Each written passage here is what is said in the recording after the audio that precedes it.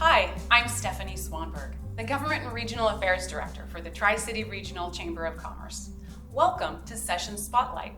This short, business-focused weekly update spotlights legislative happenings in Olympia that are relevant to the Tri-Cities business community. Well, the 2021 Washington State Legislature is now in week 3 of this unprecedented remote session. To get the scoop on how this session is unfolding, we checked in with 8th District Representative Matt Boehnke. Representative Boehnke has been working remotely from his district office in Kennewick. So this weekend, I asked him about legislation that could potentially have the greatest impact on our local business community here in the Tri-Cities. One of the big ones was the first one coming off the floor yesterday. Yesterday was our first big floor session with the first bills coming out of committee. And we wanted to send a message to businesses across the state, small businesses who have been impacted, those that have been calling us, emailing, stopping me in the streets, telling me, hey, let's meet for coffee because I really have a problem. Those who are really impacted and the families that are impacted. We went out and we had a bipartisan effort with Representative Wallen out of the 48th on House Bill 1095 that allows us to, if you received any money, federal assistance throughout this, whether it's PPP and the programs that you run here at the Tri-City Chamber, that you would not be taxed again on that. It's that double taxation that you're already down, you're already hurting. So why are we as a government going to continue to pile on as the way we looked at it? You know, we got to get some kind of efforts of relief. And this was one of the big ones that we did. And I was so honored that when she reached out to me and said, I know how much you're doing in the economic development, the business community, and reaching out there, and the efforts with your help and others in our community to make sure we get that voice heard in Olympia. And it was, and that was the first one. And I'm honored that we got that through. It was unanimously voted out of committee and then onto the floor, unanimously off the floor. And it sent it over to the Senate yesterday evening. So we're on our way to a good start, I think, in the session with that bill.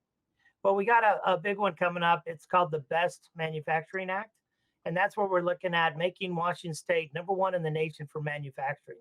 This gets at the next step of recovery of how we continue to push out a good message, bipartisan across the board, that says we want to get everybody back to work. We want more jobs in our state than ever before.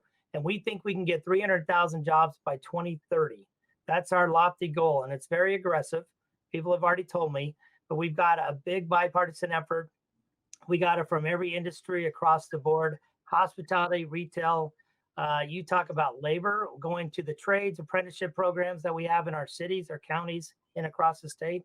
And then, of course, you know my love for the higher education to ensure that we have a good pipeline for the workforce development of the future. We don't know what these jobs are going to be coming out of this, or even this remote world we're living in. We have telehealth, telecommunications, work environment, and we need those skill sets now to be ready to go for that next generation. I call it, the workforce 2.0, and it's manufacturing 2.0. So we've hit the ground running with this act, and we're going to hear it in committee next Friday. A big thank you to Representative Boehnke. Clearly, he has been very, very busy. If you'd like to join me and testify at the public hearing on Representative Boehnke's Best Manufacturing Bill, 1170, it is scheduled in the House Commerce and Economic Development Committee for this Friday at 8:30 a.m. The rest of the interview with Representative Boehnke can be viewed on YouTube at TCRC of Commerce. Now, let's turn our attention to several other bills that may affect local business as the Chamber continues to prioritize and advocate on issues pertaining to the relief, recovery, and resilience of our local business community. The Chamber advocated for business this last week on 4 bills. I'll summarize our position on each one.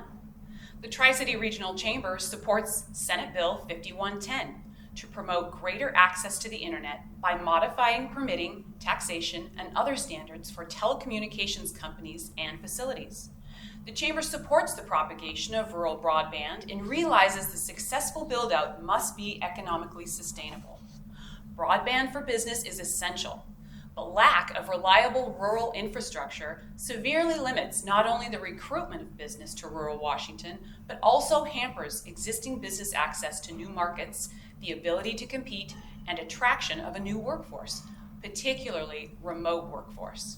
Speaking of broadband, the Regional Chamber also commented in support of Senate Bill 5175 to to establish a loan and grant program for financing broadband infrastructure projects under the authority of the Community Economic Revitalization Board, or CERB. We were happy to see other Tri-Citians at the hearing, including Randy Hayden from the Port of Pasco. Great job on your testimony, Randy. To support continued growth, the Tri-Cities region needs to invigorate its business climate and capitalize on opportunities with investment in economic development and infrastructure.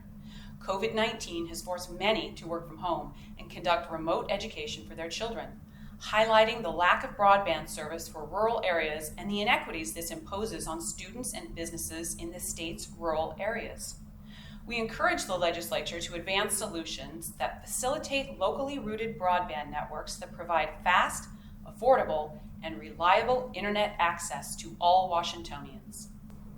The Chamber also commented in opposition to Senate Bill 5138 on Friday, which repeals the B&O tax deduction for interest on investments or loans secured by first mortgages or deeds of trust on residential properties for community banks. The B&O exemption helps our local lenders stay competitive. Fiscal implications on our local community banks will be significantly detrimental, especially in the middle of a global pandemic. Our community is currently in distress. Community lenders work one-on-one with customers and are already part of the affordable housing solution. Rising costs and regulatory burdens are increasingly falling on our community banks just when we need them the most. It looks like Senate Bill 5211 will finally get some traction this year, thanks to the foundational efforts of Senators Sharon Brown. This week, there was a committee hearing on 5211, and the Tri-City Regional Chamber of Commerce has gone to bat again this year, commenting in support of this bill and others like it, which authorizes local governments to finance public improvements using tax increment financing, or TIF. There was a strong contingency from the Tri-Cities that participated in the hearing, including the City of Pasco, the Port of Pasco, and the Port of Benton. The Tri-Cities region needs to invigorate its business climate and capitalize on opportunities with investment in economic development and infrastructure. Now let's look at Senate Bill 5317 and 5318. This is just a heads up to our friends in the ag industry. This pair of bills aims to double fees associated with permits on pesticides and fertilizer. The public hearing on these bills will take place this Thursday, the 28th, at 1:30 p.m. in the Senate Ag Committee. Senate Bill 5001 is the happy little bill that we've been watching since the first day of session. It's going to get a hearing this week. This bill will give a tax break to our local small wineries. Join us in supporting this bill and register to testify at the hearing this Wednesday, January 27th, in the Senate Labor and Commerce Committee at 10:30 a.m. We're hitting our stride this third week of session as the Regional Chamber continues as your voice for business. We will continue to advocate for business throughout the 2021 legislative session and help keep you informed and connected. If you have any information on business-related bills that you'd like to see included in next week's episode, please let me know. Thanks again for watching.